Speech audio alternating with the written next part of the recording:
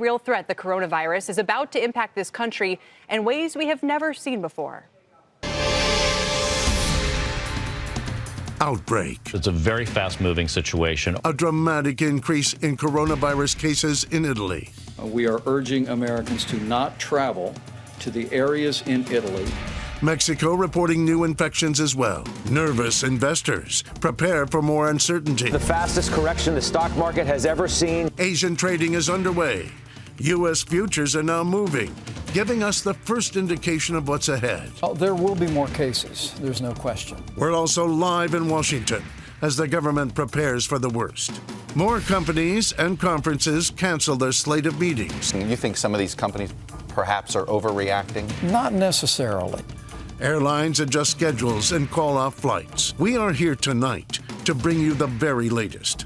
This CNBC Special Report, Markets in Turmoil, begins right now. Here's Kelly Evans and Scott Wapner. It is good to have you with us just after 7 p.m. on the East Coast, and we are getting our first look now at U.S. futures, the way that stocks may open tomorrow morning on Wall Street. What was stocks coming off their worst week since the financial crisis. And yes, futures can be volatile and thinly traded at this hour, but at least right now it looks as though the selling on Wall Street is going to continue. The Dow Jones Industrial Average would open with an implied open down more than 300 points, adding to losses of 12% in the last week, Kel, alone. And as always, we turn to the Asian markets to get a sense of how we'll trade. And here's Japan's Nikkei, which is beginning to trade this hour. There's a drop of 238 points, again, down about 1% for a core market that's been affected by coronavirus and a key benchmark for global markets. As far as the virus is concerned, here is the very latest. It is spreading tonight. 2 new cases in Seattle. Rhode Island has confirmed its first case. Scotland, the Dominican Republic, and Mexico also confirming new cases tonight. And a well-known economist at Evercore ISI has cut his target for growth in the United States to 0. And get this, not for the first quarter that we're in right now, for the second and third quarters. And notes from top Wall Street firms like J.P. Morgan, Citi, and Goldman Sachs are saying stocks have not yet hit a bottom. The coronavirus outbreak is prompting major business cancellations and interruptions. A key energy conference run by Cambridge Energy Associates in Houston, CERAWeek, has just been called off. Target is making its investor meeting remote only. Facebook canceling the F8 Developers Conference. San Francisco's major game developers conference in San Jose called off. News Corp and Amazon have all stopped non-essential travel. United Airlines postponing its investor day and new pilot training classes, and Workday has even called off a sales conference. We have, as you would expect, live team coverage of the key fast-moving parts of this story tonight. Eamon Javers covering the response from Washington. Steve Leisman has new information on anticipated action by central banks. Phil LeBeau is on top of the major changes for U.S. airlines. John Fort with new reporting on productivity concerns for big tech. We do start, though, with Meg Terrell on this fast-spreading virus. Meg? Hi, Scott. Well, the picture has changed dramatically in the United States since Friday night, as more state and local public health labs have been able to perform tests for the novel coronavirus. We went from 1 case of suspected community transmission confirmed Wednesday of last week in California to now at least 7, including the country's first death, a man in his 50s in Washington state. New cases being reported in California, Oregon, Washington state, Rhode Island, and Illinois over the weekend. Some were travelers back from affected countries, including South Korea and Italy, and others are connected to known cases. But the rest are raising alarm about how widespread the disease here may now be. A nursing care center in Kirkland, Washington, near Seattle, has 2 confirmed cases, 1 resident and 1 healthcare worker. There are also more than 50 people under investigation there who have shown symptoms. And just about an hour ago, California health officials confirmed 2 cases among healthcare workers who treated that initial patient last week. A study of 2 cases detected almost 6 weeks apart in Snohomish County, Washington, suggests the virus may have been spreading through the community for that whole period of time, and that anywhere from 150 to 1,500 people may have been infected there. Meanwhile, outside the U.S., case numbers are mounting even more quickly. In Italy, they rose by 50% today to almost 1,700, the most of any country outside Asia. The number of cases in Germany doubled to 129. Scotland and the Dominican Republic reported their first cases. In South Korea and Iran, also among the hardest hit countries, case counts continued their rise as well. Scott. All right, Meg, thank you. A busy weekend in Washington, D.C. as officials prepare for the worst. We also have new reporting tonight on a meeting of pharmaceutical executives at the White House. Eamon Javers is in Washington. Eamon. Yeah, Kelly, that's right. I'll get to that in a second. But just within the past few minutes now, we've gotten some new information from the vice president's office. Remember, he's heading up the virus task force now. They say that the vice president had a meeting on this at the White House today at 4 p.m. A couple of tidbits from this that are important. One is the FDA commissioner told the commission that there are no additional drug shortages beyond what was reported last week. And they say only 20 drugs, they say, are sole sourced from China. So a reminder there in terms of the drug capacity in this country. Also, they're saying that they're preparing assistance to state and local communities by the CDC, and they're preparing measures now for screening outbound passengers from Italy, South Korea, Iran, and China. So all that taking place in the vice president's 4 p.m. meeting today on this subject. This follows yesterday's announcement by the vice president of additional travel concerns. Here's what he said.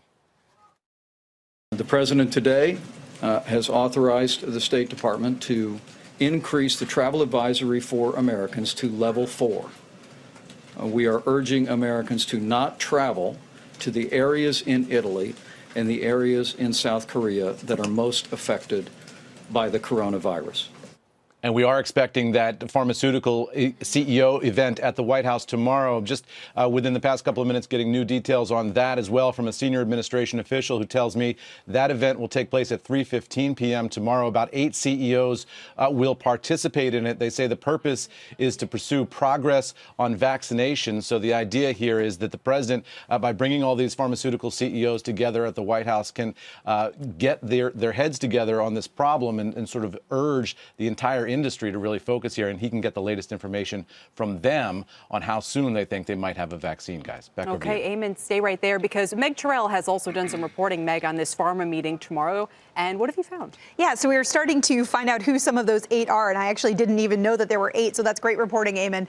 So far, we've heard about 4 companies that are going. We know that Sanofi Pasteur's head of research, Dr. John Shiver, is going to be there. Johnson & Johnson's head of research, Dr. Paul Stoffels, will be there. Moderna, that's a smaller biotech that has been partnering with the U.S. government in developing a vaccine and seems to be in the lead. Their CEO, Stéphane Bancel, is going to be there. And I also just learned that Pfizer is going to be there, guys. We don't know who from Pfizer yet, and it's interesting because that is one company that has not announced that they are working in this space. So perhaps the White House is trying to reach out to companies more broadly to try to see what kind of response there can be. Important that they're getting such a big collection together. I know you'll be all over that as well, as we will, Meg Terrell. Well, markets have been bracing for imminent action by the Federal Reserve. Steve Leisman joins us now with what the Fed could do at this point. Steve, importantly, when they might act and whether it would help.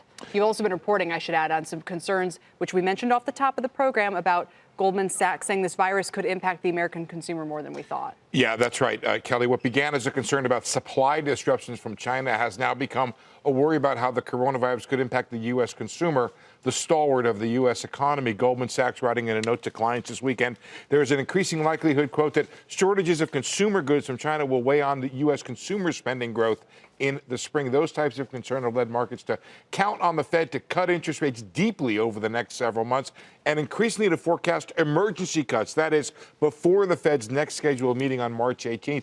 But it doesn't appear to be happening tonight from anything we can see. Pantheon writing, quote, delay is pointless at best and deeply counterproductive at worst, given the dramatic tightening of financial conditions.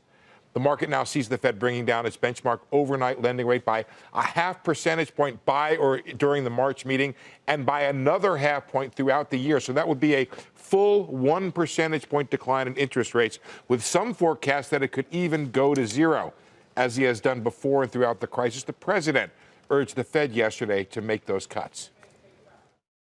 Our Fed should start being a leader, not a follower. Our Fed has been a follower. We need a Fed that's going to be a leader. We should have at least the same rates and ideally lower rates than other countries. We shouldn't be paying more. At the same time, there is a vigorous debate about the limits of central bank rate cuts in the face of this virus. It won't restore supply from China or prompt business travel, as you heard from Kelly, that's already been canceled. Supporters say, however, rate cuts could halt the market slide and other measures could shore up the banking system and make lending easier, at least doing what it can, whether it does much good or not, Scott. Fed might not be able to wait as long as it does. Maybe that's the biggest takeaway thus far. They did the statement on Friday while the market was still open. Perhaps it wanted to get that out. Market still wants something else to happen. Do you think the Fed can wait until its next meeting?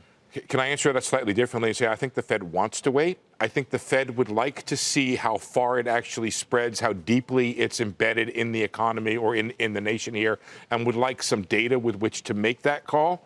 I think the sense of your question is 100% accurate. It may not be able to wait. Further slides in the market, these increasing calls by in the market by political officials for the Fed to cut rates may be a kind of pressure it can't withstand. What about the Ed Hyman thing we were talking about earlier? One of the most respected economists on Wall Street, #1 by institutional investor, saying that you're going to get 2 quarters in a row coming up of zero growth.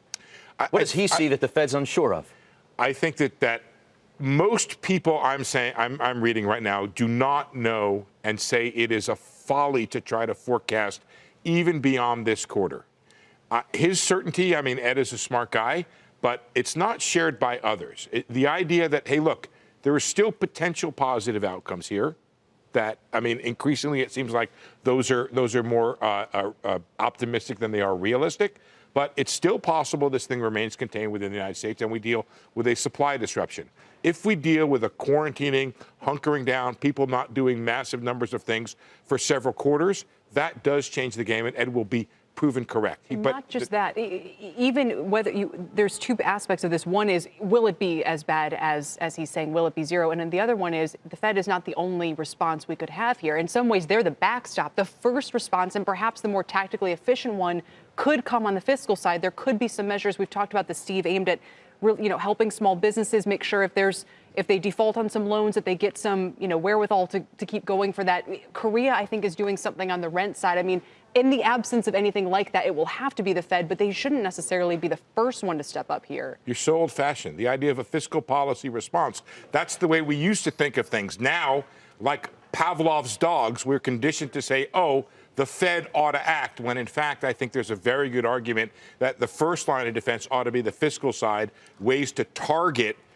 assistance and aid to different places where it might do good. The idea of cutting interest rates, we know, is not going to bring supply back from China, but it could help the consumer. We appreciate it very much, Steve. Thank you. That's Steve Leisman, our senior economics reporter. Futures indicating another rough day, at least at the start, on Wall Street. Joining us tonight is veteran investor Leon Cooperman. He is the chairman and CEO of the Omega Family Office. Lee, we appreciate you making some time for us tonight. Thank you for being here. You have viewers tuning in tonight, looking at the futures, saying, oh, no, here we go again. They're looking for some hand-holding, I think. When do you think the intense selling is going to stop? Could have ended Friday. You don't know. Let me just say this. We got to be balanced now reporting. You guys have quoted Ed Hyman of Evercore's zero growth in Q2 and Q3. You didn't quote the fact that he raised his growth rate for 2021 to 3%. But that's not the subject of my comments. Let me just say this. Less than 2 weeks ago, February 18th to be precise, I was on your program and I said the market was knocking on the door of euphoria. The market was expensive by all historical measures, save relative to interest rates, but the conditions normally associated with a big decline were not present. Those conditions being accelerating inflation. If anything, we're having less inflation, an oncoming recession that clearly is on people's minds now, a hostile Fed, we have the furthest thing from a hostile Fed, or some kind of unforecastable geopolitical event. Let's just put the coronavirus in that category. Well, since that appearance on the 18th, the S&P was at that time 3370. It's now dropped about 12% in a record time. We've had plenty of 12% corrections, but none that I recall in 3 days. And we have gone from complacency to fear in a very short time frame. And to have a strong conviction, and to answer your question about the stock market outlook and what people should do, I think each individual has to have an opinion on 2 items. One is the coronavirus, and second is the election outcome. Now, on the coronavirus, I'm no expert. I'm not a doctor. I have 2 PhD degrees, but they're both honorary, and they're not in medicine. Okay, but I have to believe as an individual, I think with common sense, that with the world focusing on the problem, it's going to be solved quicker than most people think. I'm guessing June, but that is a pure guess. I think we all have to put this into perspective. While the loss of any human life is tragic, the coronavirus has had a much more serious impact on business activity than on human life thus far. And let's hope and pray that it continues that way. Let me cite some statistics without being a statistician. In the 2018-2019 flu season, there were over 35 million cases of flu. over 400,000 hospitalizations and 34,000 deaths. During the 2017-2018 season, there were 45 million cases of the flu, 800,000 hospitalizations, 61,000 deaths. And in the 2016-2017 season, there were 29 million cases, 500,000 hospitalizations, 38,000 deaths. But Lee, in none of those instances that you just cited, did they shut down the world's second largest economy? Did they threaten supply chains? I understand there is an economic impact. That's why this is different. It is different, okay, but I believe when the world starts to focus on the problem, they will get it under control more quickly than people are thinking. For example, I believe Tim Cook of Apple said they're starting up production in China already. What the hell? Well, look, there are a lot of other companies. The coffee chain. Starbucks. What the hell? Starbucks, excuse me, I'm having a senior moment here at 77 years of age. Starbucks is starting up production again. And those are good signs. So as regards to coronavirus, I'm of the view, you asked me my opinion. You know, opinions are like noses. Everybody's got one. It'll be contained sooner than one thinks. The economy will definitely be hurt, but I think we'll avoid a recession, and some of this demand is deferred, not obliterated.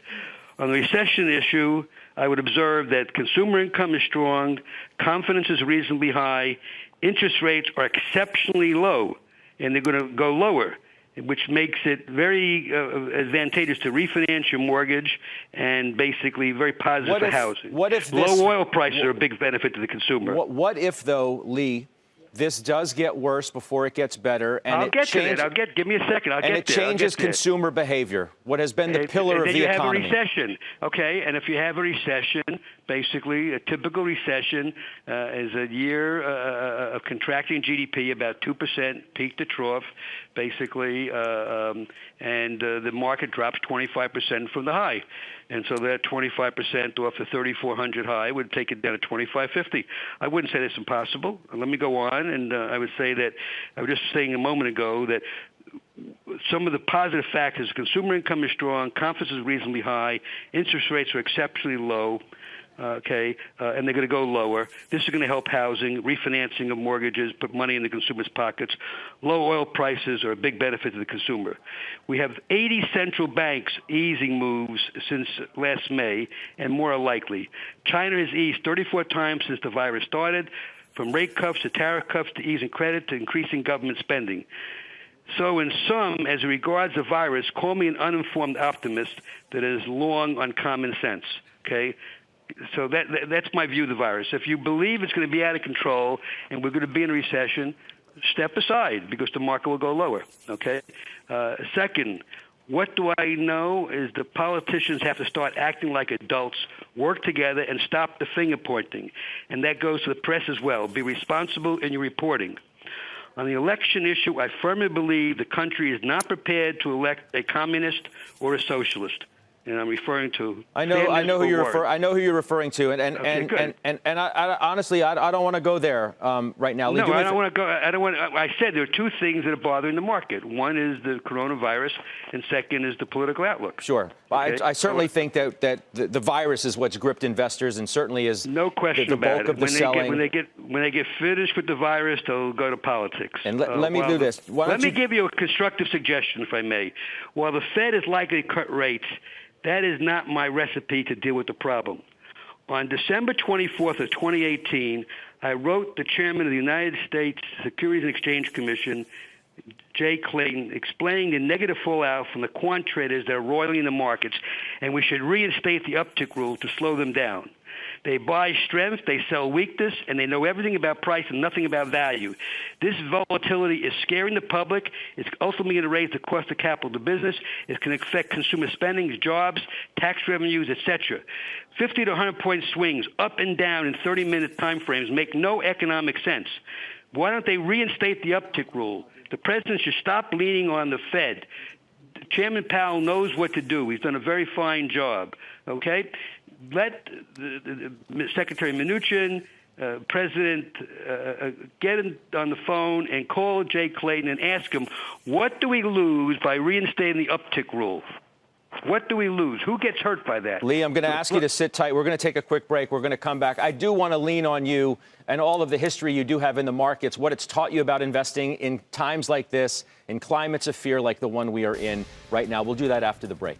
This CNBC Special Report, Markets in Turmoil, is just beginning. Next up, a live update as trading begins in Japan, a country dealing with an outbreak of its own. Plus, how U.S. airlines are reacting to the new threat. United just made a big move. Will the others follow? Our man on the airlines, Phil LeBeau, is with us live. This CNBC Special Report, Markets in Turmoil, is coming right back.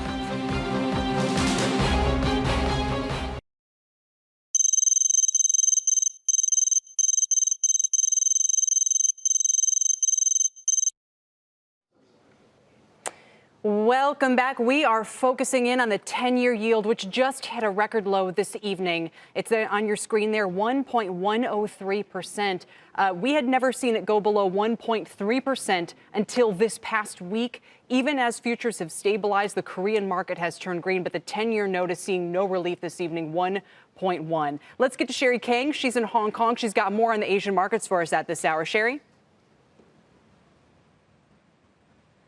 Hi there, Kelly. Selling continues in Asia on this Monday morning. Both Nikkei 225 and Topix in Japan dropping by more than 1%. Japanese yen in 107 range. Now, this is a safe haven, and that's why it's at the highest level since early October of last year.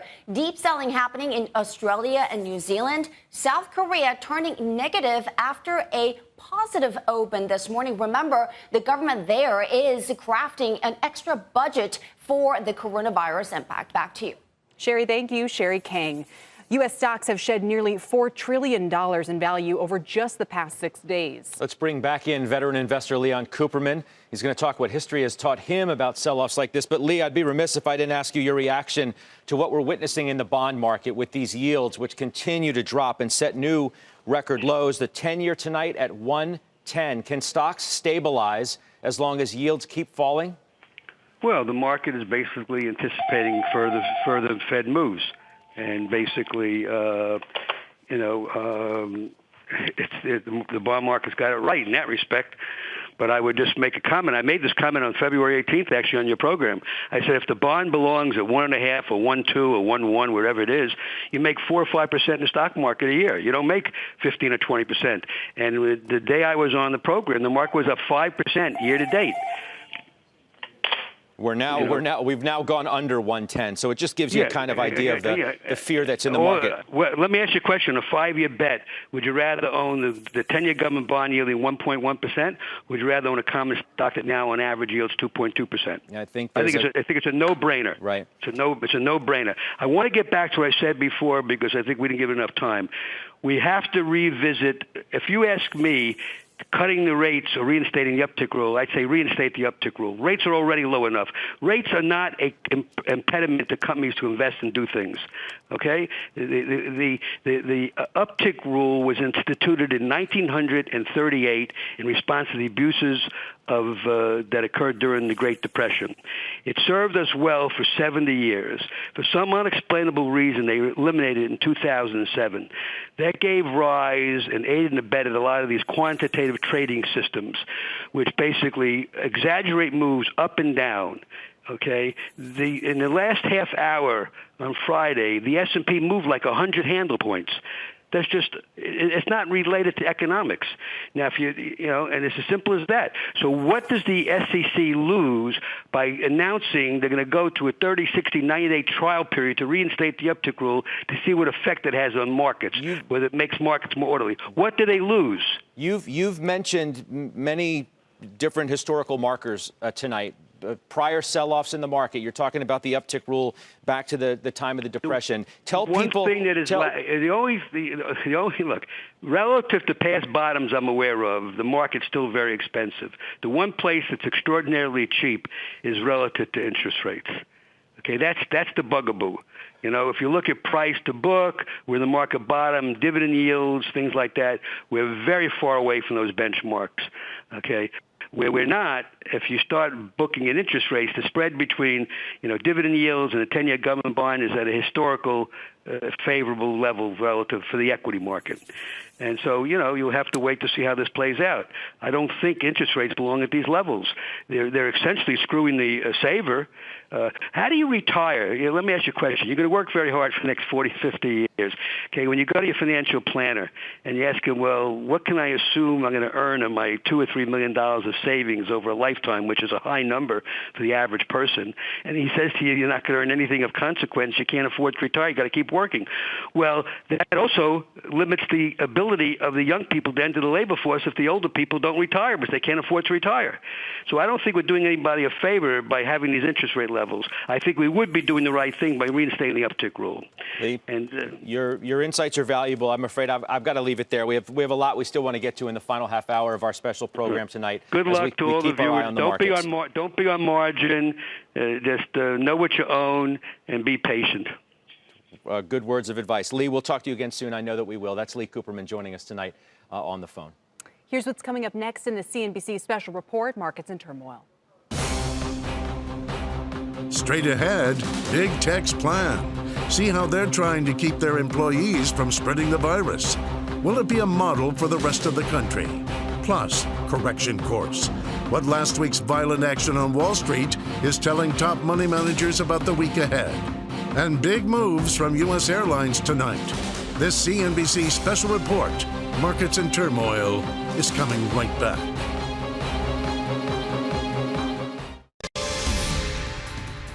The market has awoken to a massive threat. The Dow lost a shocking 12% of its value last week. Tech stocks, some of America's favorites, down 11%. Worst week since the financial crisis. Big businesses are now making major changes, calling off key conferences. The airlines canceling flights. This is exactly what we've been predicting all along. Tonight, everything you need to know to get ahead of what promises to be another intense, frightening week on two fronts: the economy and the virus that has morphed into a global pandemic. This is a CNBC Special Report, Markets in Turmoil. Once again, here's Kelly Evans and Scott Wapner. And we start this half hour with a look at the futures, where we could open on Wall Street tomorrow. More red across the board. The Dow right now would open down by more or just about 300, we'll call it, points. This after the worst week since the financial crisis, Kelly. You might think the futures are somewhat stable, but take a look at the 10-year yield. Unfortunately, this has been something of a leading indicator, and it has moved lower this evening. It just went below 1.1% for the first time ever. A correction is when stocks fall more than 10% from their highs, and every sector of the stock market is now in that position after last week. CNBC senior markets commentator Mike Santoli taking a look at what might happen next. His latest piece on CNBC.com says, quote, traders see a reflex rally soon, but it is unclear if it can be trusted. Mike is with us live tonight. Hey, Mike.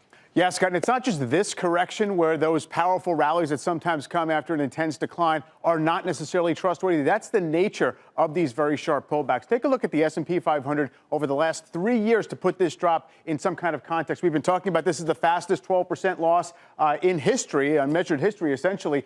It takes us back to essentially the lows, especially at Friday's lows. We're about at the lows of the summer when we were essentially pricing in a high recession risk. I would also like to compare it to what happened in very early 2018. We also were at an all-time high, also in about 2 weeks went to a greater than 10% correction. And this was a crazy rally we got starting in early February. It perhaps, maybe people think the coast was clear, but look at that long chopping around period. And then, of course, we had September, October of that year. It looked like in October things were stabilizing. In fact, it looked like we had a rerun of that, and then trapdoor opened up again. Now, why is this? Why are we talking about these intense potential rallies? Because this decline right here has generated so many extremes in terms of the volume of declining stocks, how far stocks are from their trend in a short period of time. And usually that means there are the makings of some kind of spring-loaded rebound. But it's very difficult in these emotionally charged times with so much uncertainty to know. Here's the volatility index. It measures the demand for downside protection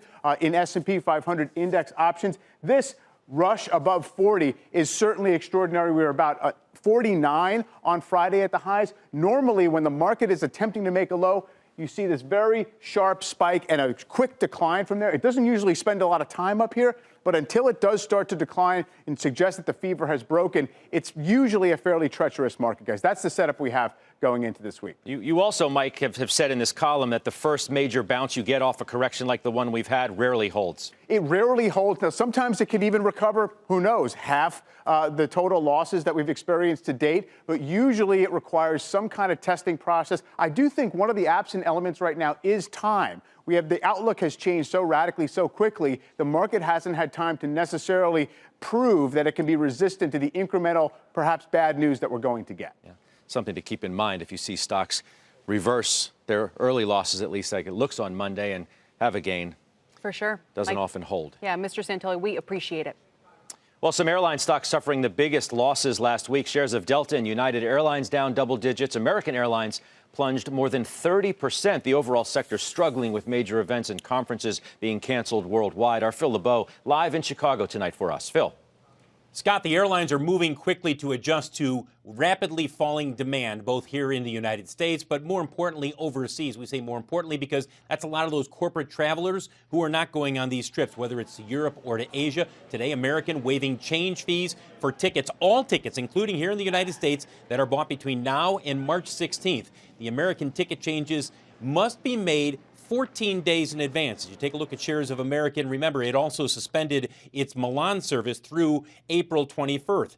25th. Delta, meanwhile, also halting its Milan flights. That will happen through May 1st. And United still flying into Milan. Will be interesting to see if they change that. Today, a memo from United CEO Oscar Munoz, and this summarizes basically the attitude of a lot of the airlines right now. Based on current trends, it is likely that additional schedule reductions will be necessary. United is now offering some pilots, mainly those who are flying trans-Pacific routes, vacation at a reduced pay rate. United is also postponing its next class of pilots that it was scheduled to hire, still planning on the whole number of pilots that they expect over an extended period of time, out several years. But this next class, look, if they're not going to be doing these flights, they're not going to be hiring these pilots. And finally, take a look at shares of JetBlue and Alaska. Remember, they have also waived their ticket change fees. Guys, those are for flights through June 1st.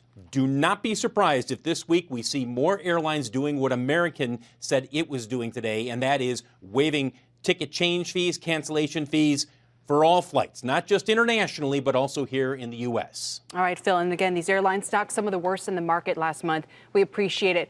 Some big tech names are also the ones in the top holdings of your retirement and pension funds, but all of them sliding lower last week. Facebook, Amazon, Alphabet dropping 8% last week. Apple shares down double digits as the company's supply chain remains an area of concern.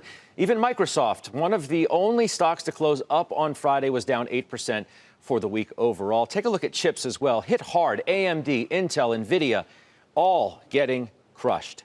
John Fort is with us tonight talking about what's next for the tech sector. John, if this virus does worsen and spread. Yeah, we're really moving into fuzzy territory here because in a weird sort of way, when you're talking about chips, when you're talking about hardware and supply chains, it's easier to measure what the impact of that is when you've got an impact on supply. Right now, we just heard about 3 new cases of COVID-19, the coronavirus, in Santa Clara County. That's the heart of Silicon Valley, stretching from Palo Alto in the north down through San Jose to Gilroy in the south. You got everybody from Apple, Google, Adobe, et cetera, NVIDIA, all in that area. You've also got cases in the Seattle area where, of course, Amazon and Microsoft are. Been reaching out to those companies to see what kind of practices, workplace practices they might be adjusting.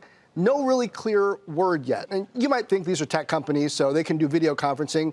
Everything will be fine productivity-wise. Well, that's not really the trend in things like software development right now. There's a system called agile software development that's been the rage for quite a few years. Yes, you can work remotely, working agile, but really face-to-face communication is a big part of that for local teams. So if you do have people who need to work remotely, I think there's a legitimate question. Are they going to be as productive as they could have been otherwise? And it's not like you're looking at ports and shipping containers to say, are they shipping their code as often and as accurately as they used to? It's going to be really hard to see. Next thing we're going to have to watch is things like conferences. Apple's Worldwide Developer Conference, usually in early to mid-June.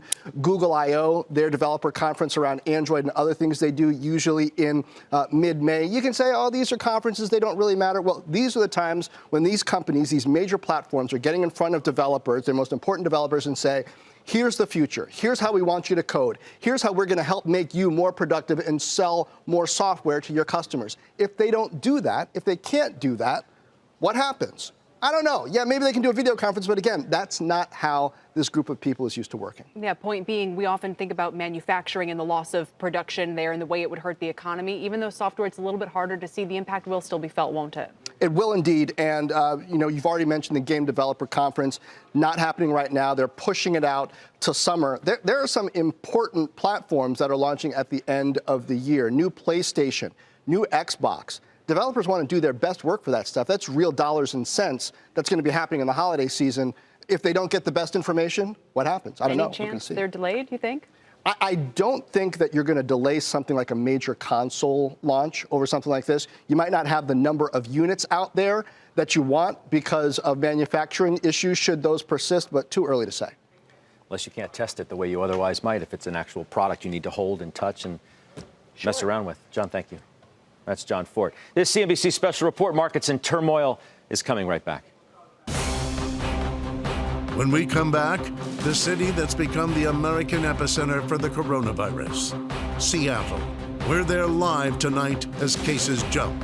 Plus, as Americans get ready to go to sleep, Asia's financial capitals are up and running. See what it all means for investors here in the United States. This CNBC Special Report, Markets in Turmoil, is coming right back.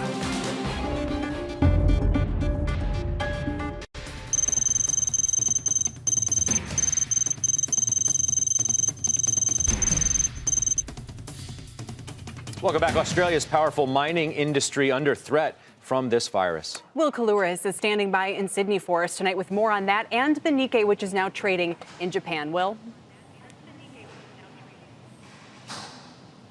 Yes, that supply chain shock really is hitting Australia's major miners. This is despite the fact that steel production does continue in China, but a lot of these miners are saying that should it continue into March, this coronavirus impact, that's when they're going to see some significant losses. The RBA here in Australia, the central bank, is considering cutting its rates tomorrow. Many are expecting that to happen.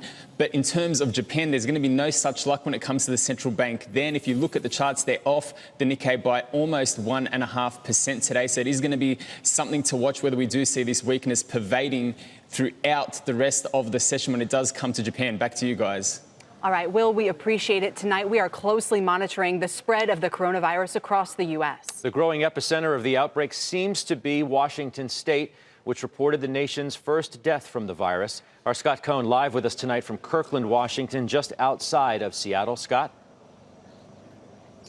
Yeah, Scott, Governor Jay Inslee of Washington has declared a state of emergency here, and this nursing facility behind me is a big part of the response both at the state and the federal level because there were 2 cases here confirmed, 1 worker, 1 resident, and 50 other people or so who have exhibited symptoms. I want to show you some video from just a short time ago. One person here was transported with what we were told was a respiratory issue. We don't know if this is COVID-19 related or if any of those symptoms are, but it just suggests the level of activity here. And all in all, the numbers here in Washington State, and this is going to get academic at a point, and these numbers are going to change. But according to the State Department of Health, there were 8 confirmed cases as of earlier today. Again, that may change. 4 that are people under investigation pending the results. So those could turn out to be positive, and 31 negatives. But as the testing continues, again, those numbers are going to change. But those confirmed cases do include the first COVID-19 death in the U.S. Scott, we appreciate it. The person who died was a patient at Evergreen Hospital who had underlying health conditions. It was a male in his 50s. He was not a resident of the long-term care facility. We are now in the process of working with the long-term care facility. One more somewhat ominous number, some 263 people in Washington State under observation. That includes the people here who have exhibited symptoms. As they look to see whether this virus has been spreading locally. Remember, the first case in the U.S. was recorded here in Washington State back in January, and there are some fears that it has been transmitted through the community for several weeks since then, guys. Okay. Scott, thank you. That's Scott Cohn for us tonight. It's been a busy news-filled weekend, and it will impact the markets tomorrow. We'll get you ahead of tomorrow's news flow next with the very latest headlines, and some are just crossing. Stay with us.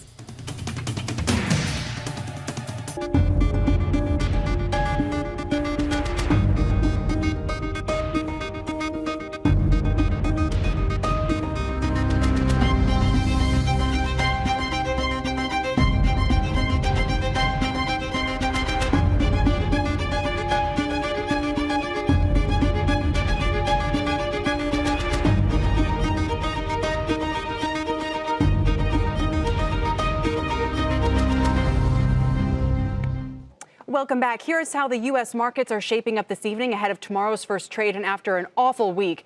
The Dow is down about 300 points. That's been relatively stable, Scott, wouldn't you say, for most of the past hour? A decline in the S&P of 38 points implied at the open right now. The big story of the night is the 10-year. That's what we've been watching closely, dipping below 110. Right now, it is at 106. That is an all-time low for the 10-year, and that is certainly weighing on stocks. By the way, we do have some breaking news regarding the virus. Our Meg Terrell is back with us to deliver that. What do you have? We do, guys. The first case has been confirmed in New York State. This was in a young woman in her 30s who had traveled to Iran. State saying that this woman contracted the virus there in Iran, and since she returned to the state, she has not been out in the community. She is currently isolated in her home. She does have respiratory symptoms, they say, but has been in a controlled situation since arriving in New York. Guys, we don't know where in New York this woman lives, whether she's in the city or elsewhere. Her her sample was confirmed in Albany. That doesn't tell us, though, where she lives. The governor tonight is saying, quote, there is no cause for surprise. This was expected. As I said from the beginning, it was a matter of when, not if, there would be a positive case of the virus in New York.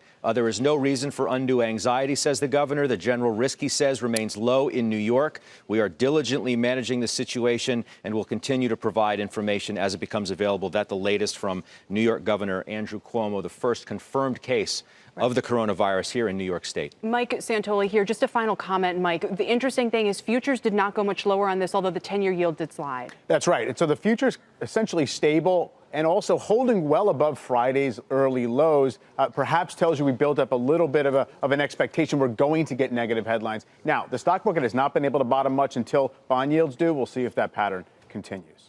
I'd just add real quickly that the stock market has been behind the bond market in terms of falling, and that's been a pretty good bet to follow it.